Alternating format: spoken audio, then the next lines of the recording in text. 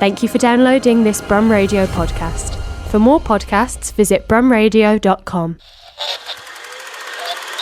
And now for your listening pleasure, it's the Brum Picture Show, brought to you by Brum Radio.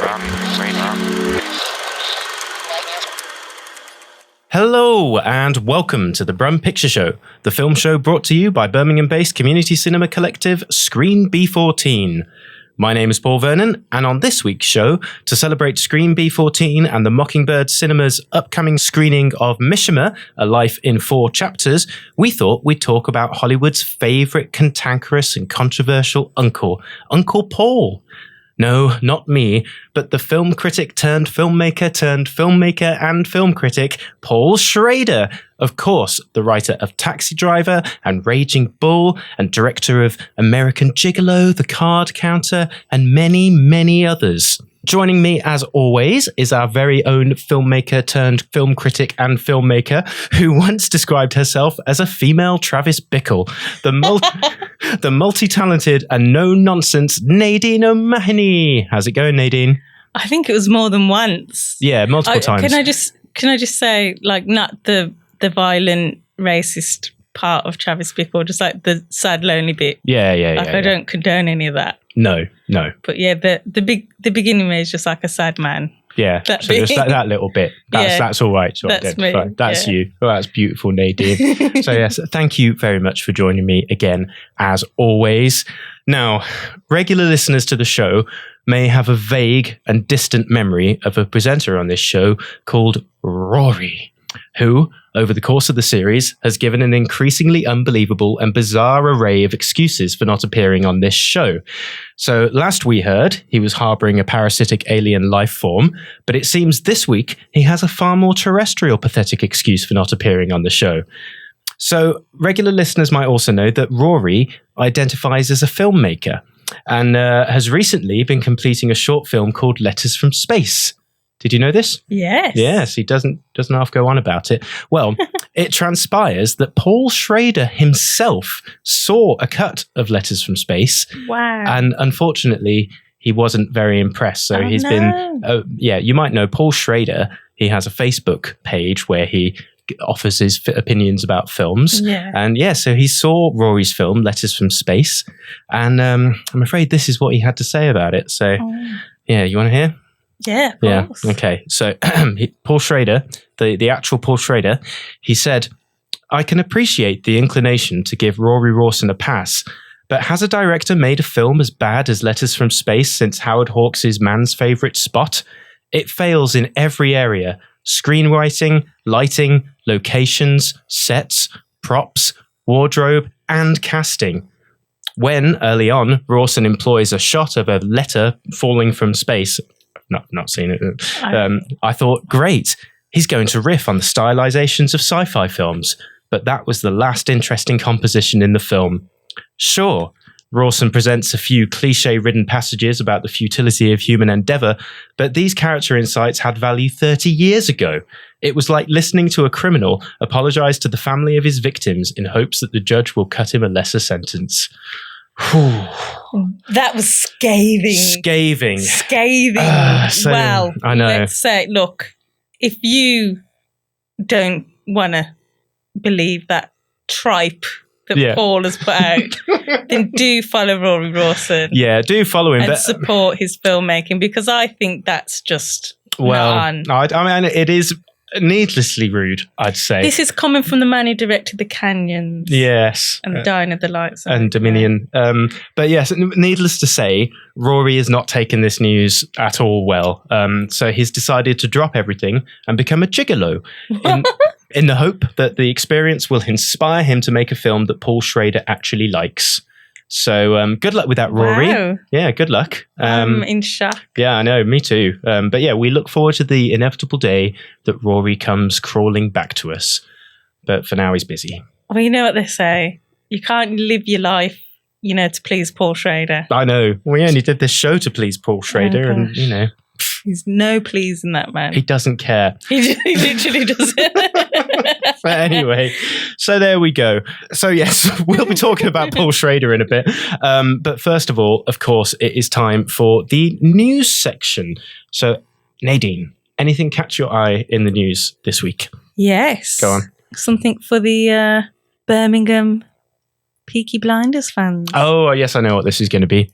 Barry Keoghan, which is how he pronounces it, has been cast in the new Peaky Blinders film, along with, of course, Cillian Murphy returning as Tommy Shelby, and the lovely Rebecca Ferguson, whom you may know from Dune. Yes. And the Mission Impossible franchise. And, of course, Dr. Sleep. Dr. Sleep. The best one. There you go. That's cool. Starts shooting in September, which is now. That's now. So Barry Keoghan's down the road. Keoghan. Oh, possibly not. Because they're not, they might, I don't know where they're shooting, basically. Oh, okay. I hear there will be some shooting in Birmingham. But it's going to be mostly Liverpool again, isn't it? Yeah. I don't know. Despite my close personal relationship with Stephen Knight. Yeah. If you've seen my Instagram, you've seen me and Steve just chilling, having a beer together. But I met him literally once for about 2 minutes. That's enough. But we connected. But yeah, apart from that, we don't discuss his films. Okay. We just you know. What do you talk about? I've just it's too personal. All right, fair enough. Well, that's cool. Yeah, I mean that seems like reasonable casting. I guess his accent, I'm excited. Yeah. I hope. Well, I was thinking maybe it'd be like might be related to what's the guy? Oh, Johnny Duggs. I don't know. Full disclosure, I've never seen Peaky Blinders. I think he's going to be related to Johnny Duggs. I think that's his name. And is he going to be able to do his weird accent that he does and things? What weird accent? Well, his Irish accent. Yeah, but I mean, whatever he was trying to do in Saltburn. It's kind of exactly Scouse something. Kind of, wasn't it? Yeah. I think he'd be Irish. Yeah, we'll give it a go. Yeah. He's Irish. I know, but his Irish accent doesn't sound like an Irish accent. It sounds like I don't understand his voice. He's been hanging around with Sabrina Carpenter too much. She's an American singer. If you didn't know, no, I didn't. Paul isn't up to date with Down with the Kids. I don't know what's going on. But anyway, I'm excited. He's a great actor. I think he will work very well in the Peaky Blinders universe. Very good. And I look for. And if anybody is hiring, I'm available to work on that film. Splendid. I've been looking at some news. Tom Hanks, have you heard he's been peddling drugs online? No. Selling things. Are we allowed to say this? Yep. No. Well, actually, that's the thing. It's not Tom Hanks. What? Trying to sell you drugs. It's an AI Tom Hanks. Oh my goodness. So yeah, this has been a thing. And apparently... Is it though? Well, that's a good excuse, isn't it? Yes, that's a good way. Sorry, officer, it wasn't me. It was an AI version of me. That is a good way of having your cake and eating it. It's like Tom Hanks can do all these, spurious adverts for shady corporations and just get away with it and just say, it was AI. But yeah, so this is some kind of dystopian business that's been going on. So he's just had to share a statement on Instagram. And this isn't the first time he's had to do this. He had to do this again about a year ago because people were using his likeness to sell dental plans of all things. Dear. But yeah, apparently there's been some online ads promoting miracle cures and wonder drugs that feature an AI version of Tom Hanks. And it's he's not happy about this, obviously. So he's put a special announcement saying, "Do not be fooled, do not be swindled, do not lose your hard-earned money." So yeah, there you go. We are living in the end times. Well, it's not the first time a celebrity's likeness has been used to peddle things without their knowledge. They used Ian Holm to sell Alien Romulus. Well, I was going to say, if you're from Birmingham, you may remember a giant banner of Andy McDowell on Ladypool Road. What? I don't remember this. There's a giant banner of Andy McDowell above a garage, I believe it was. Yeah. Advertising their services, and I'm quite sure she wasn't paid or involved in any way. What was the relevance? Huge. What was it? It's just a picture of her face. What was she saying? Anything? Yeah, it had like a speech bubble. I don't remember what she was saying, but it was like, come and use this. Is it an umbrella shop? Going? Is it raining? I hadn't noticed. No, but that would make sense. Yeah, exactly. So, was there any sense to it? No, there was just not. It was just her face. Oh, okay. But if you. I hope if you remember that, please email in because it was there for many years. Is this another one of the Birmingham's giant gorillas? The giant Andy the giant McDowell Andy McDowell that was once above a shop. It was really, yeah. Wow, okay. It was mad. No, I definitely didn't. I don't. Many years. Many years. Many years. Well. It's not there now, though. Okay. Well. I don't think. If you have that giant banner of Andy McDowell, please let us know. Email pictureshow@brumradio.com. Yes, please do. And I'd if like there's... to know where it ended. Maybe like the King Kong, it ended up in some garden somewhere. Yeah. Somebody's house. I don't know. And if there's any other celebrities that you would like to arbitrarily advertise Birmingham-based businesses, let us know. Yeah. So yeah, I don't know. I just thought that was worth mentioning because nightmare times and there's AI has been a big thing recently, and now the robots are emulating Tom Hanks, and that's how they'll get you. The way you said AI went kind of. AI. I'm actually an AI, Paul. It sounded very AI. Anyway, I didn't notice. It was indistinguishable from the real thing. I didn't notice. Anyway. Shall we move on? Yes, please. Okay, right. We should probably move on with our lives and the show. So coming up next, we're going to be taking a deep dive into Paul Schrader, of course. Not literally. Or will we? With his consent. Oh dear. Oh dear. Pause.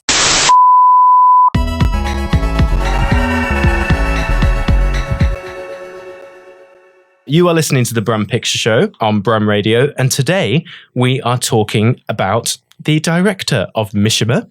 Yes. Paul Schrader, of course. Paul Schrader, the man who wrote Taxi Driver, Raging Bull, directed American Gigolo, The Card Counter. Yeah, First Reformed. Loads of stuff. He's had a very hardcore. Yeah, he's had a very, very prolific career. So Nadine, you are the Schrader stan of Screen B14. She's saying no, she's not, but she is. I don't like to be described as a stan. Well, I'm well versed in Schrader law. You are well versed in Schrader law, and it was your idea to do this. So tell me all about Paul Schrader. Okay, right. Well, Paul Schrader was raised in a strict Calvinist family, which is a offshoot of Christianity, and didn't see his first film until the age of 17. Really? Yes. Wow. I think it was The Absent-Minded Professor. Huh. So I don't know what that film is, but it must have been good. Well, isn't that the original Nutty Professor with Jerry Lewis? I don't know. Isn't that just called The Nutty Professor? It's got Fred McMurray in it. Anyway. Oh, Flubber. No way, really? That's funny. Producer Tom is in the studio today, and he was just saying that Flubber was the greatest film of all time. So the sequel was called Son of Flubber. Wow. Well, there we get. That is a cosmic coincidence, that is. But can you imagine? That is spooky. That he saw that. Yeah. And he thought, I'll have a career in film. Yeah. So I must make films. This is well, I guess if you hadn't seen a film to the age of 17, yeah, and then you watched the original Flubber, you'd be like, it would blow your mind. It would. Do you think he'd seen television, or was this the first moving imagery he'd seen on screen? I don't know if he's seen television, but basically part of the strict Calvinist upbringing was I know there were other sects of American Christianity that find it's the fact that it's like a theatre. Right. There's something like obscene about going to theatres. And movie theatres. That's a kind of extreme Amish kind of thing. Not quite that extreme, but strict, shall we say. Okay. And it's definitely something that has influenced his work. We see themes of religion and sort of, his kind of Protestantism. Again in his work, so films like First Reformed and Hardcore, touch upon those themes. He ended up doing a BA in philosophy with a minor in theology from Calvin College. But afterwards, he went on to do an MA in film studies at the UCLA Film School. So, as you may know, lots of very famous filmmakers went to UCLA, like Steven Spielberg. Who? He went on the encouragement of Pauline Kael. If you don't know, she's a very famous film critic. She actually wrote a very scathing review on Blade Runner, which I think Ridley Scott framed and put in his office. Oh, very good. But yes, she's a very famous film critic, and he was one of her kind of proteges. I don't know how she felt about him becoming a filmmaker, actually. I know he felt very connected to her. I think she reminded him of his mother. He had a difficult relationship with his mother, I think, and when Pauline Kael passed away, it was really emotional for him, and he's written a kind of beautiful essay on that. But yeah, so she was very, very influential figure in his life. And he wrote for the Los Angeles Free Press, and he wrote a very famous book called Transcendental Style in Film about Ozu and Bresson and a number of other filmmakers. So he had this theory of this kind of slow cinema, what he called transcendental cinema, this idea almost that films that are like, for want of a better word, incredibly boring, kind of induce a kind of transcendental state, and that they often end in these. I mean, I have the book at home. I have to be honest, I haven't read that much of it, so I'm kind of like summarizing something that I barely understand. But I think there's this idea that's the Brum Picture Show. Exactly. But there's this idea that there's this, a moment at the end of the film that kind of, is even more effective because the rest of the film has been so slow and so kind of, transcendental. Yes. But yes, that's my understanding anyway. Yeah. No, I know that kind of film. Is it? Yeah, a film where nothing happens for 90 minutes, and then there's a really heated conversation at the end, and then that's the climax. And something like that. Yeah, kind of films I make, basically. But anyway, so in 1974, he and his brother Leonard co-wrote the film The Yakuza, a film set in the Japanese crime world. His brother actually lived in Japan. I think Paul lived in Japan for a while, and the script became subject to a bidding war and was eventually directed by Sidney Pollack and starred Robert Mitchum. But it didn't do great at the box office, but it got him known. It got him out there. And he was friendly or on speaking terms with the new Hollywood directors, like we said, Spielberg. He actually wrote an early draft of Close Encounters of the Third Kind. Wow. But Spielberg felt it was terribly guilt-ridden, possibly due to his Calvinist upbringing. Yes. But went for something lighter. I'd like to see that version. Yes, I'd love to see that. I thought it's quite guilt-ridden. I think it's quite depressing in its own way. Yeah. So more depressing, I can't imagine. But anyway. It's still ultimately about a man leaving his family to hang out with some aliens. It's weird. It's weird because when I watched it as a kid and I quite liked it, and then I watched it when I was older and I thought, I really don't like that man. Yeah. Like, he's a really terrible husband. He just abandons his kids. But anyway. But he wrote Obsession for Brian De Palma. That's a good film. And that's how he got in with Scorsese, one of his most frequent collaborators, because he wrote this script for Taxi Driver. And I'm not going to get into Taxi Driver today because you know what? I got into it on our Martin Scorsese episodes. Yes. If you want to hear. And I talked a lot about Paul Schrader, perhaps too much, if anything. You wouldn't even know Martin Scorsese was involved in that film from your review of Taxi Driver. It shows you how deep in the Paul Schrader lore I am. Go back and listen to that episode if you want to hear all about Taxi Driver. That's right. But he was having a hard time. Let's just put it that way. He was having a hard time, and he struck upon this idea of the taxi driver being a metaphor for this lonely man trapped in a coffin. And if you have watched any Paul Schrader films, you'll realise that this lonely man thing is something he goes back to again and again and again. And again. And again. And again. And again. And again. But we love it. That's why we like his film. It's just all about sad men. I think I wrote a review, people who complain that his films are all the same. It's like, that's like going to Baskin and Robbins and complaining it's only ice cream. The variety is in the flavours. It's like, this lonely man drives a taxi. this lonely man is a sex worker. Yeah. They're different, but they're the same. There we go. But anyway, yeah, so it is something that he's returned to a number of times. Like I said, Brian De Palma was originally supposed to direct that, but he felt it was something that Scorsese may have a better time with.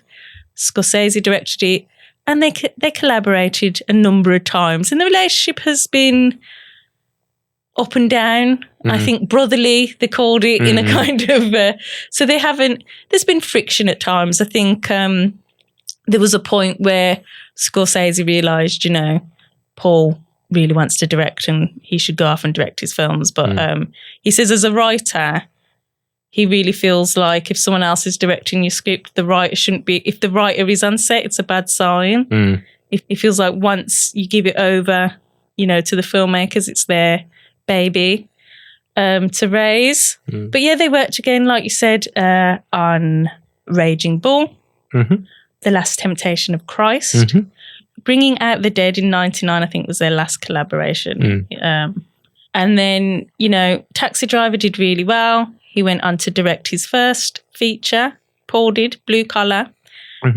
starring Richard Pryor, Harvey Keitel, and Yaphet Kotto from Alien. Oh, okay. So yeah, as car factory workers. And then he went on to direct Hardcore with George C. Scott, who apparently at one point pulled down his trousers. He was an alcoholic apparently, and he wasn't, according to Paul. Okay. Schrader. Allegedly. And was not very well behaved on set. And I think actually, a funny story is that George C. Scott refused to continue with the film until Paul basically got on. I keep saying Paul and looking at Paul. Yeah. Until Schrader basically had to literally get on his knees and beg. And George said he would continue with the movie as long as Paul Schrader promised never to direct another movie for the rest of his life. Oh, that didn't work out, did it? No, thankfully, he was lying through his teeth. Yeah. Otherwise, we wouldn't have gotten American Gigolo with Richard Gere.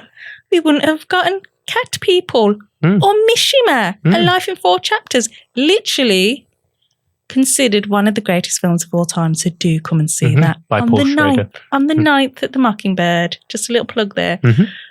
But yeah, so, went on to do many other films, Patty Hearst, The Comfort of Strangers, Light Sleeper, Affliction, etc., etc. Nick Nolte, I've seen that one. Yeah. Some of his films have done better than others. Yes, that's safe to say. The Canyons with Lindsay Lohan has been much maligned. Although Paul quite likes it, I think. He thinks there's something not bad about it. And I've heard other people say it's not that bad. Yeah. I think that's the thing with these films. When people say, oh, God, they're so terrible, and then you go and watch them, often you're like, they're not that bad. I think often bad reviews help a film. Well, yeah, and I think he'd actually done some kind of crowdfunding, if I'm wrong, to make that film. So, yeah, he often makes really low-budget films. It's one thing Martin Scorsese said about him, that he always finds a way to carry on, and he's really true to himself as a filmmaker in the way, he has had to make compromises in the past. I know the ending of Hardcore wasn't, people often say it doesn't pack enough of a punch, and it wasn't the original ending that he wanted. I think the studio wanted something lighter. But yeah, he's interested in the fact that he writes on spec, which is rare these days in Hollywood. So he basically comes up with the idea himself. Nobody asks him to write these things. Well, most of the films he's made, and he just sits down and he writes them, and then he goes out and makes them. And he's still working today. He's made, in recent years, some of his most best loved and critically acclaimed films. Well, yeah, he seems to have had a bit of a critical revival, at least, because he does seem to oscillate between making very worthy, critic-friendly stuff and trash. Yeah, it's that's the best of both worlds, really. There was a period in is it the noughties or the 2010s where he was doing stuff like Dog Eat Dog with Willem Dafoe and Dying of the Light with Nicolas Cage, and they were not well received films. But recently he's started hanging out with Oscar Isaac, and he's got the first Reformed with Ethan Hawke. Yeah. So he's huge definitely critical claim for that, and his first Academy Award nomination. Really? In the category of Best Original Screenplay. Can you believe that? That's bonkers. That's bonkers. I really like The Card Counter as well. Mm. Master Gardener, I'm not too sure about, but I was watching that with a malfunctioning alarm repeatedly going off in the background. So that... No, that can't have helped. That wasn't the best. Was that in the cinema? No, at home. Oh, right. Okay. Well, that's your... There was an alarm in my house that was broken. Okay. It's a long story, but... Your smoke detector that goes beep? No, it was a different... Oh, okay, right. It was a more annoying alarm. Right, okay. I just have alarms going off in my house all the time. But yes, so the point is he's still working. He's just had a film out recently. Again, with Richard Gere and Jacob Elordi. What was that? Heartthrob Jacob Elordi from Priscilla. And Euphoria. What film was that? Oh, Canada. Oh. An adaptation of his friend Russell Banks' novel. Okay. And he's written a Western called 3 Guns at Dawn. Oh, I like my Westerns. For Anton Fuqua. Oh, cool. And he's supposed to be directing a drama about a trauma nurse with Elizabeth and Moss. He's been talking about this for a while. But I'd like to see that. Yeah. Because he said that would be basically, you know, his films about lonely men that he keeps doing. That would be that lonely woman. Yeah, but with a woman. A woman? A woman. So I feel like, I want to watch that. Yeah. So, yeah. Well, very good. So he's still going. He's still going, bless him. Literally, one last fun story. Okay, go on. On the card counter, I believe he got COVID. It was during, COVID times. Oh, yeah, I remember that, yeah. Or did he get shut down? I don't know if he did get... Yeah, I think he got quite ill and he basically just wanted He was in hospital for a while, yeah. Yeah, and he said he wanted to die on set, basically. Like, he didn't care that he was ill and he was, like, ready to come back. But these darn COVID rules and all of this were kind of getting in the way. But, like, that's how, headstrong he is about his passion for film. Bless him. In fact, I remember there was a quote from him saying that every time I feel like dying, it was something like, every time I feel like dying, then I remember I've got to write another script. So I've got to write a script first, then I'll die. But bless him. Is now a good time to go on to the other side of Paul Schrader's personality. Yes, why not? His internet troll persona. Well, not necessarily a troll, but basically because very opinionated. He's very opinionated in a way that I enjoy, because obviously he started out as a film critic, but he's still being a film critic, and a lot of the times he'll review his own films. Wow. Which I'd is love to hear some of those like, reviews. There's loads. So he doesn't mince his words. So this is him talking about Rock of Ages in 2012. You remember that?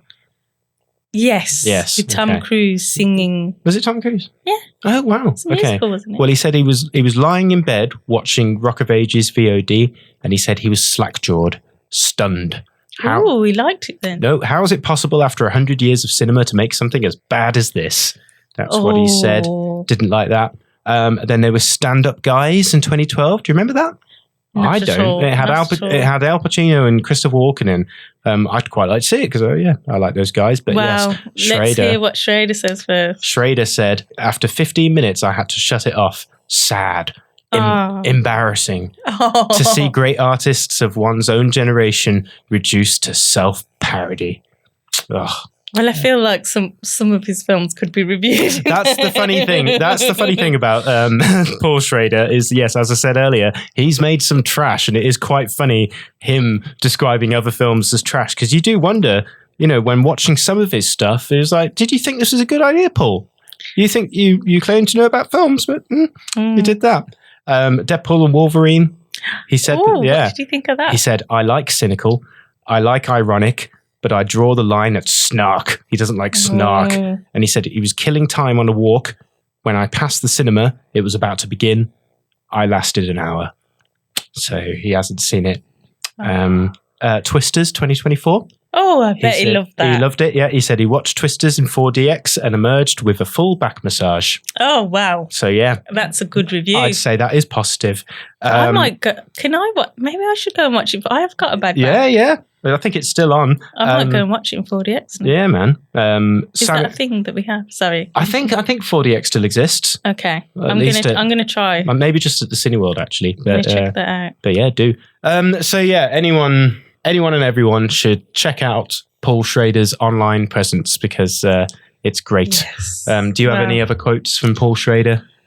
I've quoted him a lot in this show, so I don't want to repeat myself. Yeah. But there's some bizarre ones. And to be honest, so some of them have been quite touching. I know his wife for many years suffered from Alzheimer's. He's had his own fair share of health problems. He discusses his mental health very frankly as well, in ways that I don't think I'll repeat in a glib manner on the radio. But he's an open book, let's put it that way. Yeah. Some of his views I definitely do not agree with. Some of his views are quite controversial in his support of certain, should we say, cancelled celebrities and the like. But, you know, it's always interesting to read his thoughts and stuff. Definitely. So this has got to be one of the most memorable Schrader quotes for me. Yeah. So he's put, True Detective, Night Country.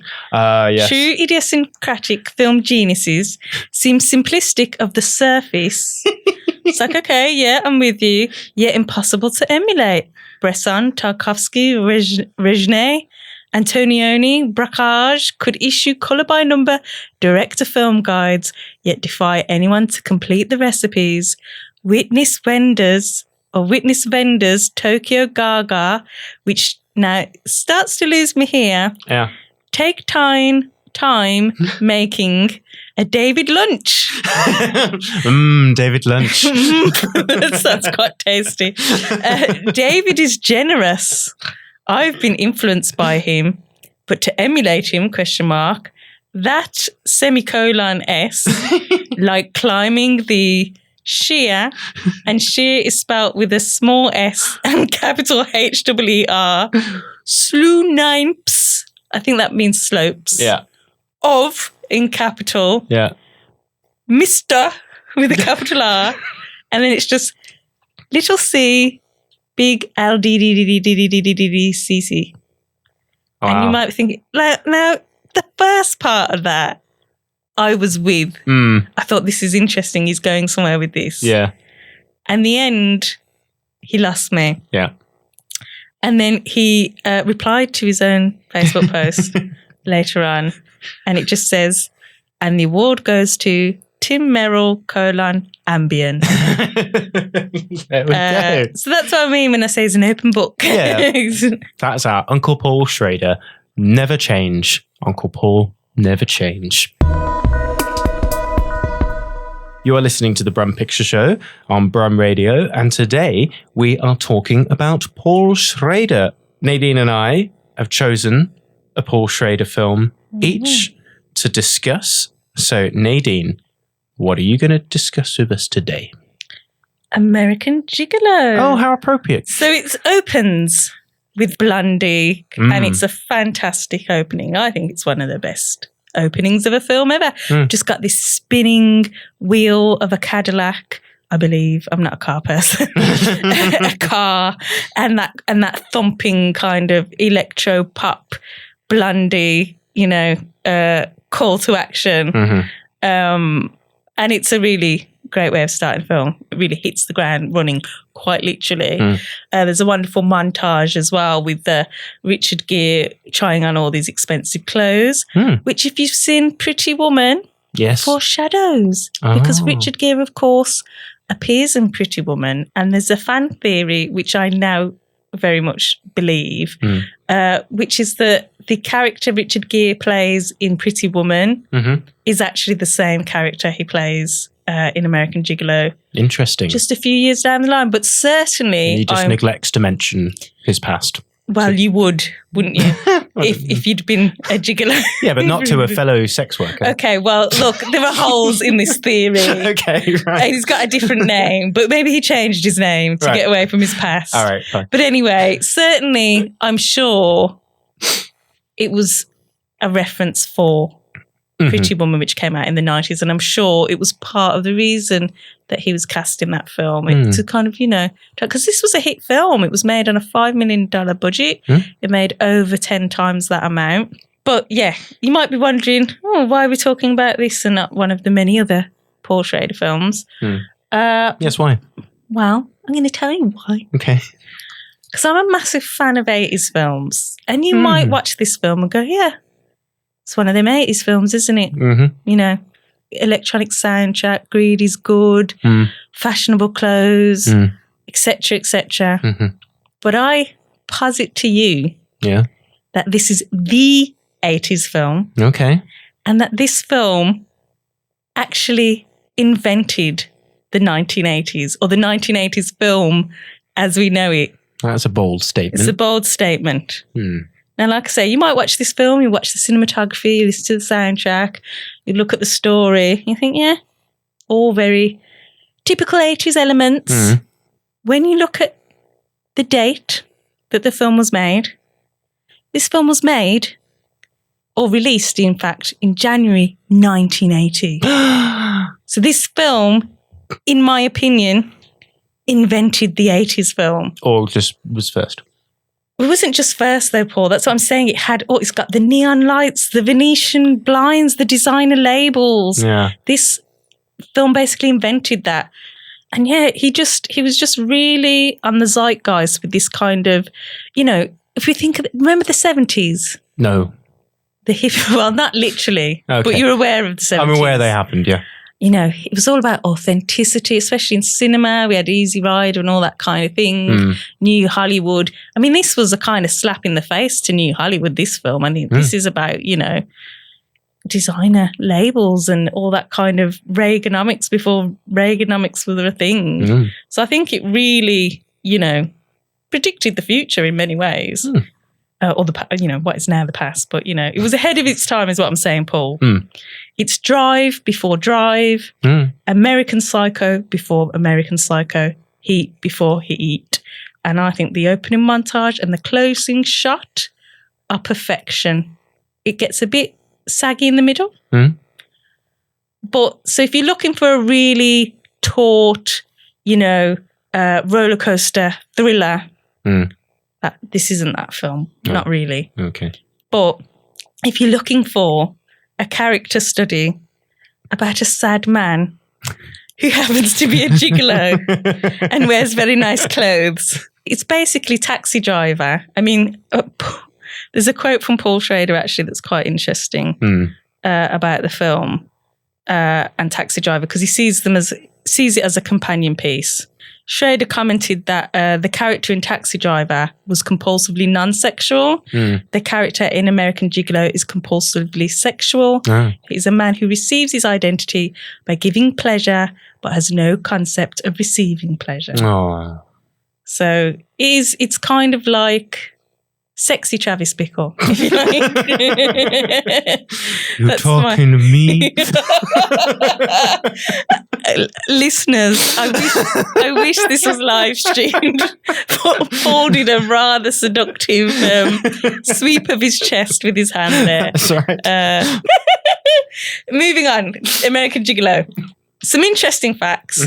John Travolta was originally attached to star. Had cold feet at the last minute. Should have put some socks on.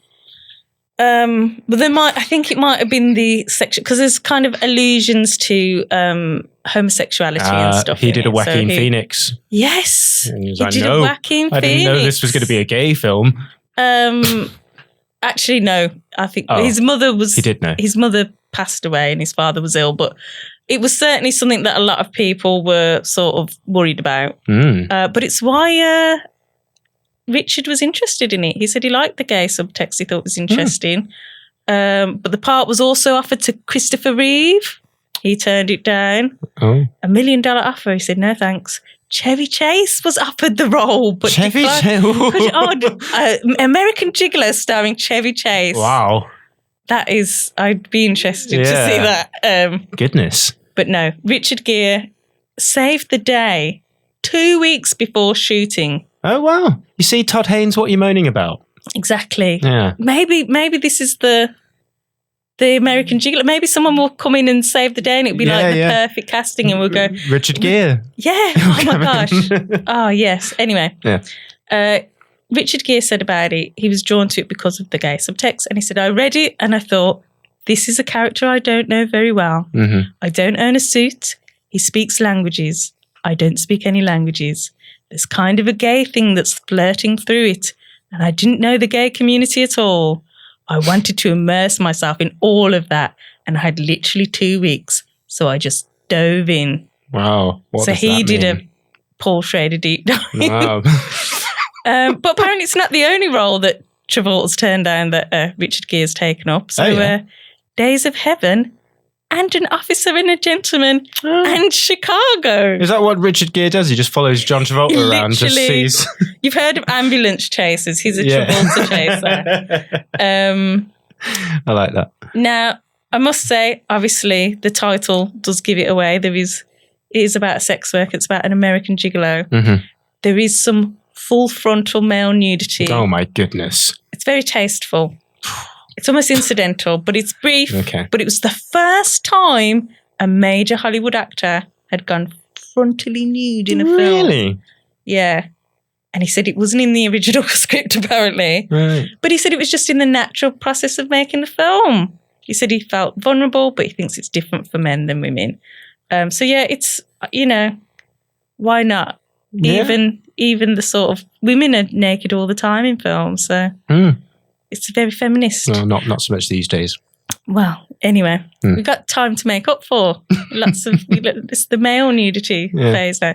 But anyway, and I have to say, one of the criticisms about Schrader's films is that his female characters are often underwritten. Mm-hmm. They're just there to kind of soothe and inspire the lead male actor. But I have to say, watching this film, I really feel like he does have an understanding of women. Like the way he writes this character and how this character appeals to women and the interactions he has. I think it is a feminist film in many ways. That's my personal opinion. But yeah, I would say watch it if you want to see a character study. If you want to see the film that invented the 1980s film as a concept. Yep. And beautifully shot, exquisite cinematography, banging soundtrack. Great performances. Splendid. I've never seen American Gigolo. I've seen American Psycho. I've seen American Pie. I've seen American Pie 2. I've seen American Pie The Wedding. I've seen American Honey. American Animals? American Animals. No. American Assassins. I've seen that one. But no, somehow... it's almost as if producers just add the word American onto the front of films and they sell. Yeah. There's actually interestingly, there's a TV version now. Really? With John Bernthal. Oh. I think that's how you pronounce his name. Playing the Richard Gere character. Oh. And Schrader wasn't involved at all. Oh. But there you go. Well, thanks for that, Nadine. Everyone watch American Gigolo. Yeah, I just think it's a really interesting, different take on, the Paul Schrader formula. Yes, very good. So, as we were saying earlier, Paul Schrader has made some amazing films, and he's also made some absolute trash. And you know me, I love a hot mess. So naturally, the Paul Schrader film I'm going to talk about today is Dominion, prequel to The Exorcist. Because it's a hot mess. It's amazing. And that's what I like. I've made it my mission to watch as many Paul Schrader films as possible. I never even heard of this film until Paul told me about it. I'm baffled that you hadn't even heard of it because it's. I thought it was quite notorious in that it's got one of the most bizarre production histories ever. So basically, this film shouldn't have really been released. You could say that about a lot of these films. You could say that about a lot of these films. So basically... After the 25th anniversary of the original Exorcist, there was a bit of an appetite, at least on the studio's part, for a sequel. So they started working on a fourth film. So this went through various iterations of writers or whatever. And originally it was going to be directed by John Frankenheimer, of course, who made Seconds and The Manchurian Candidate and Ronin, I think. Or Ronin. And Liam Neeson was going to be playing Father Merrin, who, of course, is in the original film, played by Max von Sydow. But then John Frankenheimer rudely died. So I know, it's sad. So then Paul Schrader wound up taking over. So by the time they'd finished filming the film had been through 6 writers, and obviously Paul Schrader had, put his slant on things because it is a very Paul Schrader-y kind of subject, because it's about a religion and faith, and basically about sad men questioning their faith and morality and all that kind of stuff. So yeah, by the time they'd finished filming the film, it had doubled in budget. It all got a bit out of control. Unfortunately, Paul Schrader kind of forgot that he was supposed to be making a horror film. And when the initial cut of his film was seen by studios and whatnot, it was not received well. So they let him do a re-edit a couple of times, but they didn't like that. Then they brought in someone else to edit without Paul Schrader being involved, and he was enraged by this. So then the studio wound up firing Paul Schrader, and they pretty much entirely scrapped his original film, and they brought in Rennie Harlin, of course, director of Die Hard 2 and Nightmare on Elm Street 4, I think. They basically reshot the entire film. They brought, Stellan Skarsgård was cast by Schrader to play Father Merrin, so they brought him back and a few other people, but a lot of the original cast just didn't come back, and they just basically just made the film again. So it was incredibly delayed. But then, unfortunately, Rennie Harlin's version wound up being even worse than Paul Schrader's version. I was going to say, is this even a Paul Schrader film? Yeah, exactly. So Paul Schrader went to see this Rennie Harlin version of the film, which wound up being called Exorcist: The Beginning. He went to see it with the writer of The Exorcist, the original Exorcist, William Peter Blatty, who of course is responsible for directing Exorcist 3, which is one of pretty much the only good Exorcist sequel. And apparently Schrader turned around and said to Blatty, "This is really bad. If it stays this bad, I bet there's a chance I can get my movie resurrected." And that's exactly what happened. So this film did so badly, their studio were like, "Okay, fine, Paul, you can finish off your film." So they let him do this, but they didn't really give him much money to do it. So we wound up with a film where he didn't have time or budget to actually do the correct color grading on most of the film. He didn't have the budget to record ADR for a lot of the film, which was necessary, nor did they give him the money to actually have a completed score.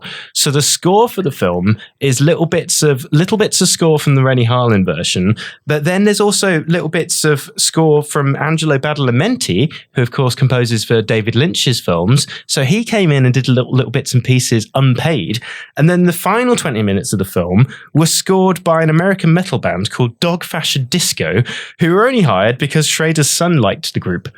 So can I just say, sorry, that's an amazing name for a band. Yeah, Dog Fashion Disco. Yeah, brilliant. It really rolls off the tongue. It really does. But yeah, so it's just a very, very bizarre thing that we wound up with. And as for the score, that was one of the first things I noticed watching it. It's just like, what is this score about? It's really odd.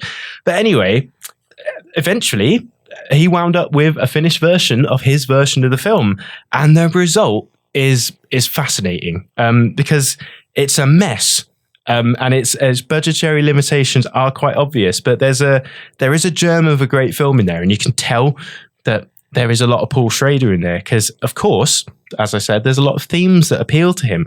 So what's interesting is that there's a lot of this film is essentially a chamber piece, or like kind of like a play, and it's just people sitting down and discussing the themes of the film.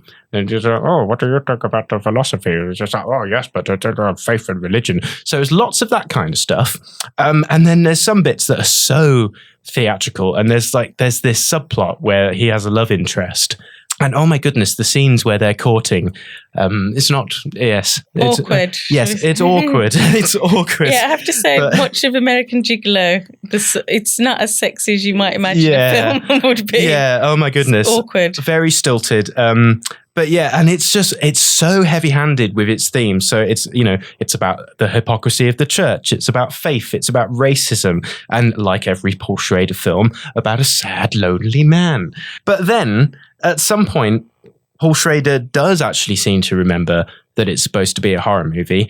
And oh wow, the final act, once we start getting into the, demonic possession stuff and all that pesky Pazuzu coming along and being all like, "Rrr," like it's bonkers the shift this film takes into just the absurd. Like, it still doesn't go full on horror movie with the gore and stuff, but the silliness of the demon stuff that happens at the end, it's baffling. And like, also I can guess that they also didn't really give him any money for the CGI because I swear when was this film made? 2005. Okay. So there's lots of CGI in there that I don't know whether that's just 2005 CGI or they just didn't have the money to finish the shots. So there's CG hyenas, there's CG cattle, and there's CG snakes, and they all look very, very, very, very, very CG. We've also got CG glowing eyes and all that kind of business, and some incredible lines and incredible deliveries of lines, including a priest announcing to Father Merrin, "Satan is real." Okay. Yeah. And also, just in case you weren't clear how this film was setting you up for The Exorcist, at one point it is explicitly explained to Father Merrin, after dealing with the demon Pazuzu, that he says the demon is your enemy now and he will pursue you. So there you go. That explains The Exorcist, because the demon doesn't like him anymore and he's going to follow him. And then there you go. So it all ties together. So yeah, I recommend it as an oddity, really, because obviously the Rennie Harlin version is out as well. So we've just wound up with two versions of the same film that are, somewhat different, but both pretty maligned by people. But I think you're not going to have a terrible time watching it. You'll come away. You'll come away going, I experienced that, and I'm glad I did. I think. So that's what I mean. For all of Paul Schrader's film criticism, that he didn't, the fact that he made this film and was just like, yeah, that's all right. This demon works tonally with this film. It's but honestly, I enjoyed it. It's very difficult to find. I had to go to Australia to watch this. What? Yeah, just to watch this film, I had to go to Australia and borrow someone's Netflix account. I did not use VPN because that would be against Netflix's terms. Wow. I went physically to Australia. That's amazing. That's dedication. It was a good day yesterday. I love the fact, because we discussed doing this episode, and I said, as he's a writer-director, we could do any film that he's written or directed. And Paul Schrader, Raging Bull, Mishima, The Last Temptation, Card Counter, Hardcore, But all of these amazing films, even like Cat People and Obsession, and you've decided to do a film that no one's ever heard of, that no one can watch in this country, that is by your own account, not great. Yeah, but I thought it would be the most interesting one to talk about. It was interesting. I learned a lot. There you go. There you go. So that is my recommendation, Dominion. I mean, I'm not sure even Paul Schrader would recommend it, but watch it. Go on, if you can. So there we go. We hope you have enjoyed our discussion. Email us at pictureshow@brumradio.com and tell us what film of Paul Schrader you think we should have spoken about instead, and we will ignore it. Yep. But, listen to the Martin Scorsese one if you want to hear about Taxi Driver. Yeah, exactly.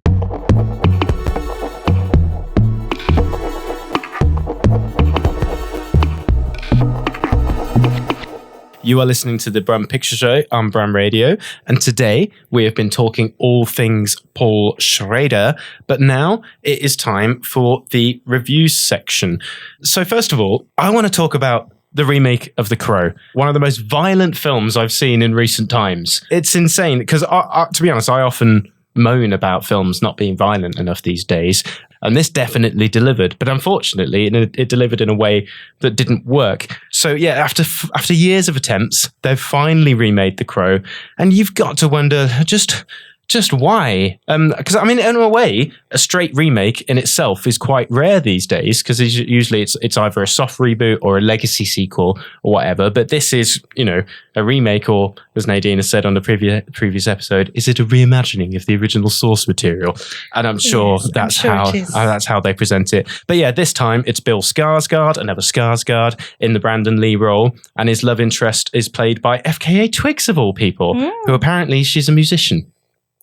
You didn't know that? You're just not up to date with music. I don't know what the kid. I mean, yeah. What do you listen to? Just 9 Inch Nails on a loop. Yes, the Mars Volta. But yeah, anyway, so of course this is like the original, a revenge film. And to be honest, it's to its credit and its detriment that it takes such a long time making you care about their relationship. And wow, like it is some cringy stuff. Like I've not really seen that kind of nauseating Hollywood romance like in a long time. It's so, it's that kind of that proper fairy tale kind of whirlwind romance that just doesn't exist. It's like, it's so cringe inducing, and you never really understand why she's falling in love with Bill Skarsgård, but she does. It's so saccharine. But yeah, that's obviously the journey that you have to take for him to care when he and his girlfriend are both killed. It's early on in the film. But yeah, so of course he and his girlfriend are killed. Her soul is sent to hell, and then he is allowed to be resurrected to put things right for some reason. That's not fair. Yeah. So what's interesting about this one is just how 90s it all is, both in its tone and its aesthetics and its soundtrack. And I just don't understand why, because the original, like a remake is a chance to update something for a new generation. So why would it so desperately try to emulate the vibe of the original? Because one of the things that the original is famous for is its soundtrack, and this just does pretty much the same. It's just the same beats as the original soundtrack, but with different songs. But it's still all in that same kind of post-punk, kind of shoegazy, 90s-y alterna rock. And it's just baffling, because I'm just thinking, who is this for? The young people are going to be like, oh, this feels dated. And then the fans of the original will be like, well, this isn't the original. Well, so, I think people were concerned when the first looks of the film, and he looked a bit like Jared Leto's Joker. Yeah, it does a bit. I think that was the first big misstep. Like, I mean, he is good in it, but it's just it is bland and just bafflingly kind of boring in a lot of ways. And I don't understand how such a long gestation can kind of lead to this. But yeah, and then, as I mentioned, so we got all this kind of build up with the love story, and then it just turns into a supernatural John Wick at the end of like this heavily choreographed, incredibly violent killing spree at an opera of all places. So I don't know, and some of the most mad deaths I've seen in a while. So I suppose, I mean, in a way, I'll give it credit for that. But that just kind of seemed like coming out of a different film, and you're just like, yeah, what is this? And it's also got that thing where you wonder, do all these henchmen really deserve to die? Like, I know they're working for the baddie, but I don't think they're that involved. But there you go. It's another Crow film. Watch it if you want to actually see some violence. But I just not recommended. Not recommended. I thought it was strange. Anyway, Nadine, you watched anything? Yes. I actually managed to get to see a preview of Kneecap. Last episode was so jam-packed with alien goodies. Yes, it was. That I didn't really get to do a proper review. And I really feel like I should just give it a little bit more time. I think it's a really good film. I think a lot of people would enjoy it. Very provocative. I think the name itself gives that away. People don't like knees. Well, this is about a Northern Irish band, a Belfast-based band. So, kneecapping is something that the IRA used to do to people that they didn't like. So it's very, provocative. One of the members of the band as well is called DJ Provi and wears a tricolour balaclava pretty much at all times, if you ever see him in any interviews. So, they're definitely playing up this, Northern Irish troubles sort of theme in their music and the way they present themselves. The film itself, however, doesn't really deal deeply with the troubles. It's about the band. It's about how they got together and how they decided to make their music. They are actually a real band.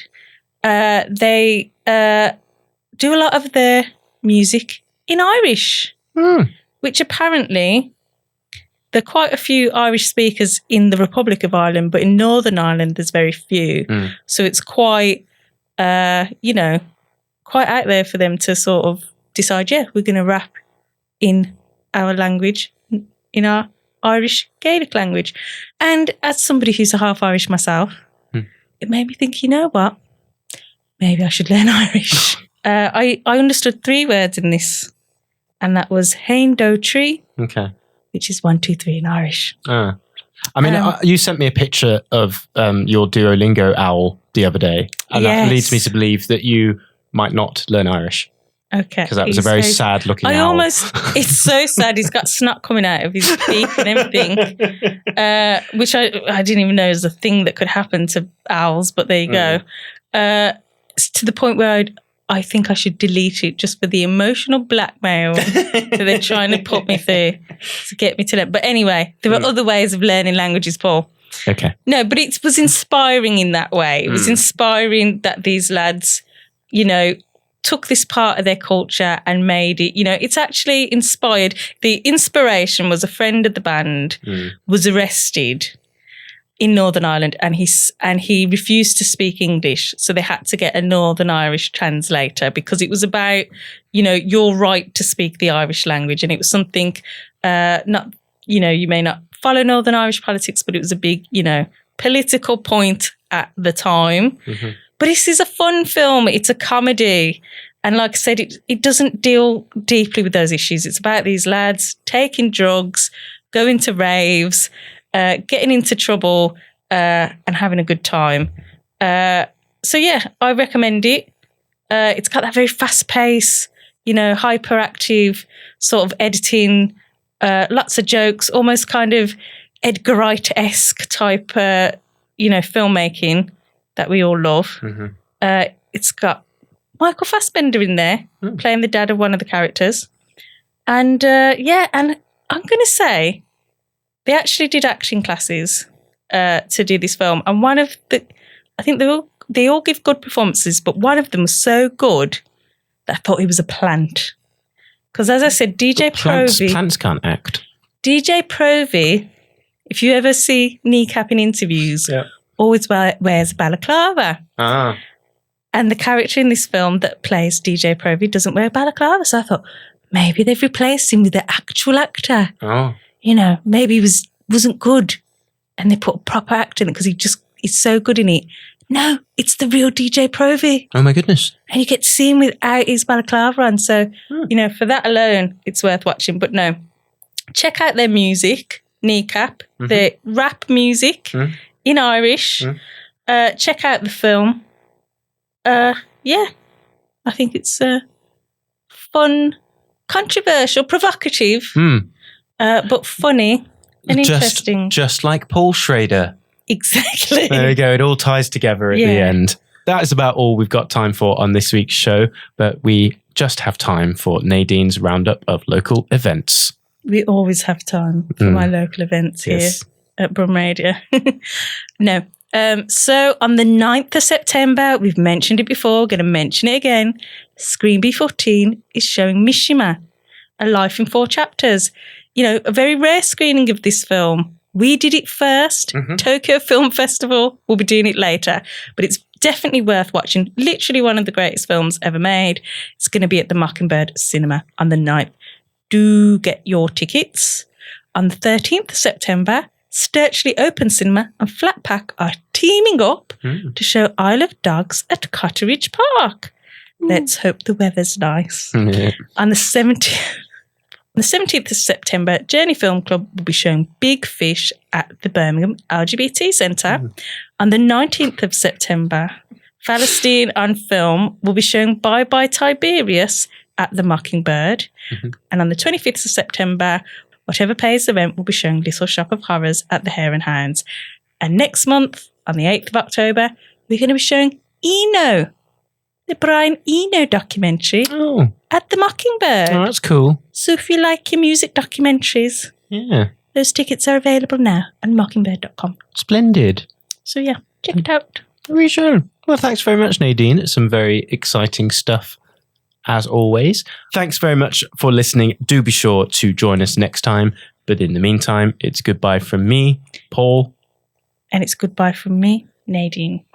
Goodbye. You have been listening to The Brum Picture Show, a Screen B14 production for Brum Radio. Tune in next time for more film fun, and don't forget to email us at pictureshow@brumradio.com. Thanks for listening. Goodbye. Should I tell you? Yeah. I woke up randomly at like 5:40 the other day because Paul always introduces the show and he does a little speech. Yeah. And I had in my head this idea for this, but I would have to give it. Okay. Because it was about Paul. Yeah. And I made a voice note at like 5:40 in the morning. Okay. And then I told him about it today. I was like, I don't know if I should send it to you because I'm like half asleep doing it. Like, But he liked it, but we're not going with it. Hello and welcome to the Brum Picture Show. Today we're joining us for the Paul episode. That's right. Today's episode will be all about our favourite Brum Picture presenter, Paul Vernon. We'll also be talking about Paul 2, Brum Radio's Paul 2, and asking him where he got his cool jacket from. And we'll be sitting down to watch the film Paul. Thank you for listening to this Brum Radio podcast. Don't forget to subscribe and rate us on your podcast app.